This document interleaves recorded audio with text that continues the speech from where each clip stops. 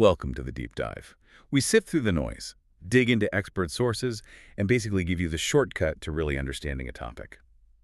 Today, we're zoning in on Phuket, but we're definitely moving beyond the usual beaches and bars idea. We want to explore what makes it a real gem for people looking for secure, maybe luxurious long-term living, and we're focusing specifically on Phuket's exclusive gated communities.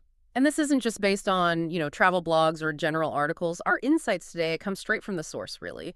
We're drawing from Ocean Worldwide. They're a top-tier luxury real estate agency, and crucially, they've been based right there in Phuket since 2004. So they have incredibly deep roots and understanding of the local market. Wow, since 2004. That's 2 decades. That's serious experience navigating, everything involved in Thai property, I imagine. And the source material really highlights this. The director, Sandra O'Neill, she's personally helped literally thousands of families and investors find their spot in Phuket. So when we talk about security or amenities or even the tricky ownership stuff, this isn't guesswork. It's grounded in real-world, high-level market expertise. Exactly. So our mission today is to kind of distill the why. Why choose these communities?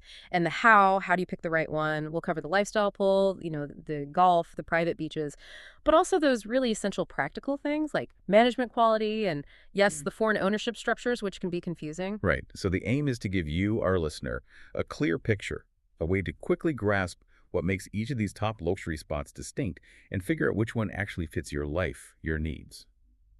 Okay, let's unpack this. We hear a lot about these gated communities being desirable, but what's the core appeal? Why are so many expats drawn to them in Phuket? Well, the sources often refer to it as this sort of bubble appeal. I mean, think about it. When you move somewhere new, especially a place that's developing quickly, a lot of people crave a sense of order, something familiar. That means, controlled access, 24/7 security guards, CCTV, that kind of thing. Plus, the upkeep is usually immaculate, perfect gardens, clean roads, well-managed common areas. It just smooths out daily life. Okay, so it's less about just the nice house itself and more about buying into a consistently high standard of living. Reliability, maybe, and knowing things are taken care of. But here's the thing that always comes up. Doesn't that layer of security and high standards mean pretty hefty management fees? Is that trade-off actually worth it for, say, an expat family just wanting peace of mind? That's always the calculation, isn't it? And it's why the idea of a value proposition is so important here. Yes, the fees are higher than living outside a managed estate, no question. But the value comes in several forms. Our sources point to four main benefits that people feel justify that cost. One, enhanced security, obviously. Two, premium amenities, often shared things like clubhouses, pools, gyms, maybe even golf. Three, a serene lifestyle, because they're usually set back from the really busy tourist zones. And four, which is crucial, a built-in community feel. You're paying for predictability and connection, basically. That's a great way to put it. And there's another layer, strategic location. These places are often planned with convenience in mind. We're talking easy access to top international schools. If you have kids, knowing you're near, say, BISP, that's Bangkok International School Phuket, or maybe UWC Thailand, that's huge. And they're usually close to good healthcare facilities, too. Right, that makes the value prop much clearer. It's not just a house, it's a whole curated lifestyle, balancing the quiet life with security and, easier integration because the neighbors and the infrastructure are already there. It's the difference between landing somewhere new and having to figure everything out from scratch versus stepping into a system that's kind of designed to help you settle in quickly. Okay, fantastic. So let's say you're sold on the concept. You like the idea. Yeah. Now, the tricky part, actually choosing. When you, the listener, are looking at these different estates, you really need to match your own lifestyle goals with what's on offer. What are the key things to think about first? You have to be really honest with yourself about priorities.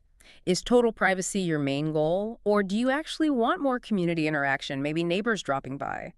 Are specific amenities non-negotiable? Like if you're a diehard golfer, somewhere like Blue Canyon becomes essential, right? If you got young kids, school proximity might be the #1 factor. And location, generally, how close do you really need to be to the airport, to the main beaches, to town? That location choice heavily influences the overall vibe.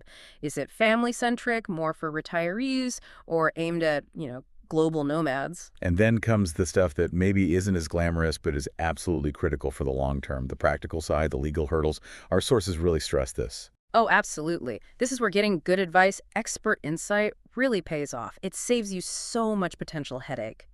First off, Look closely at the quality of the property management and understand the common area fees, the HOA fees. Maintaining those high standards costs money. If the fees seem suspiciously low, that could be a red flag.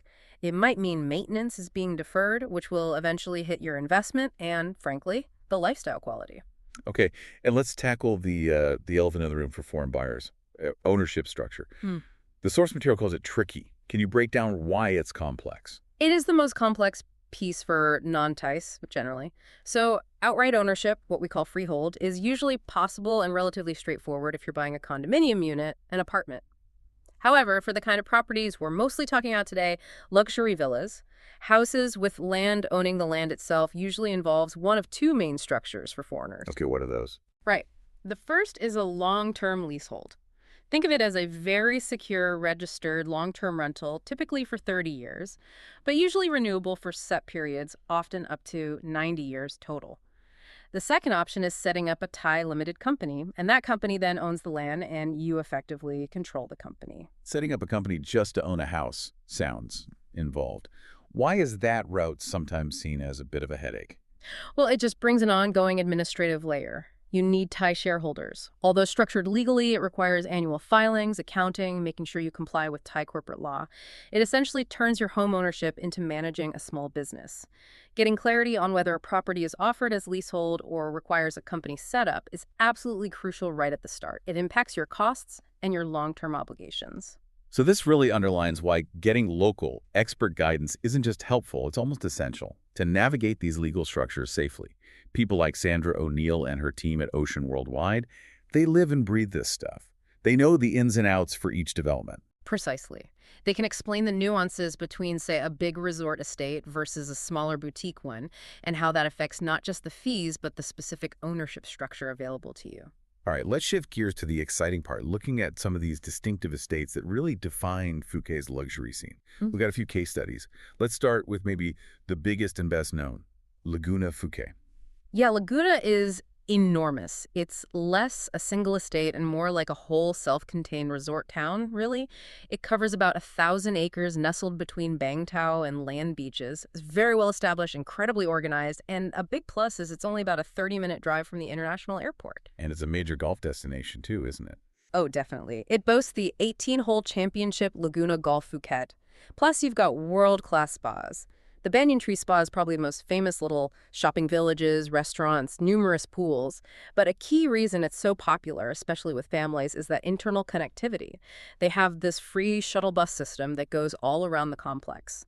And as we mentioned, its location is great for access to those key international schools. Okay, so if Laguna represents scale, amenities, and family focus, let's swing to the other end of the spectrum. What about ultimate privacy and views? Millionaire's Mile. The name pretty much says it all, doesn't it? This area is on Phuket's western coast, the Kamala Headland specifically. It's famed for these incredible villas often built dramatically into the hillsides, engineered precisely to capture those absolutely stunning panoramic Andaman Sea views, and of course the sunsets. Architecture is key here. And what defines the villas themselves, beyond just the amazing view? We're talking serious ultra-luxury. Villas designed for, well, a very elite clientele. Features often include things like direct private beach access, huge infinity pools that seem to merge with the ocean, home cinemas, private gyms, you name it. The finishes are top of the line, naturally. The main draw, though, is that feeling of unmatched exclusivity and complete privacy. It attracts people who want to be away from it all, really separate from the main tourist buzz. Interesting contrast. Now, heading over to the northeast coast, we have Cape Yamu. This sounds like it prioritizes something different again, maybe design and tranquility. That's a good description. Cape Yamu often feels like a private sanctuary. The focus tends to be on sort of minimalist architectural elegance, blending cutting-edge facilities with the natural surroundings. The designs really try to harmonize with the lush greenery and those incredible views across Fangonga Bay. It offers a more understated, sophisticated kind of luxury. It's about quiet refinement. And nearby, there's Thalong, which apparently offers a unique blend modern luxury, but with a nod to Phuket's history. Thalong is quite unique in that way. It manages to integrate that secure, modern, gated community feel with elements of local heritage. You might find developments there that incorporate the charming Sino-Portuguese architectural style, which is historic to Phuket, alongside all the modern comforts. What makes it stand out is that cultural connection. Some places might even feature community artisan workshops, and it's close to historical sites like Wat Phra Thong, that's the temple with the famous half-buried Buddha image. It offers a different kind of rootedness. Okay, fascinating variety already. Before we move south, we absolutely have to mention the place that really put Phuket on the map for a certain kind of discerning resident, Blue Canyon Complex, the golfer's paradise. Oh, mandatory mention, absolutely. Especially if golf is your passion. This whole development is built around two championship golf courses, and the Canyon course is legendary. Wasn't that where Tiger Woods won back in the 90s? That's the one. Hosted the Johnny Walker Classic, Tiger won it in '98. It gives the place real sporting pedigree, doesn't it? It signals Phuket isn't just relaxation, it's world-class for active pursuits, too. Totally. And Blue Canyon isn't just about the golf. It emphasizes low-density living, so lots of space, privacy. The infrastructure is top-notch, too. Think underground utilities, reliable fiber optic internet, which is crucial these days.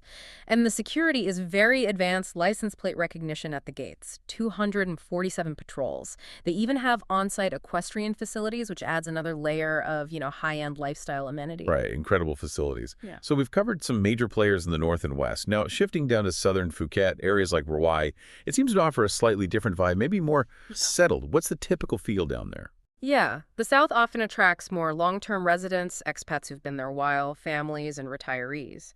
It tends to feel a bit more like a permanent home base, perhaps slightly removed from the main tourist churn you see further north. Less transient, maybe. Good examples mentioned in our source are places like Bon Bua, which is near Naiharn Beach. It's known for having really solid management and being popular with people who live there year-round. And then there's Katamanda, which sits up on the hills overlooking Kaita and Katanoi beaches. Again, it's an established community, great sea views from many properties, often with the central clubhouse acting as a social hub.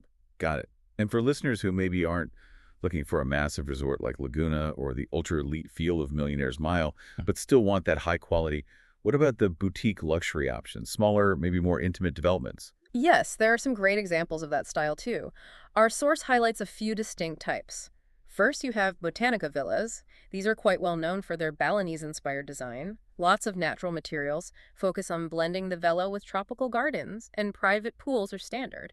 You find these often around the Layan and Churang Talay areas. So a focus on that tropical indoor-outdoor living. Exactly.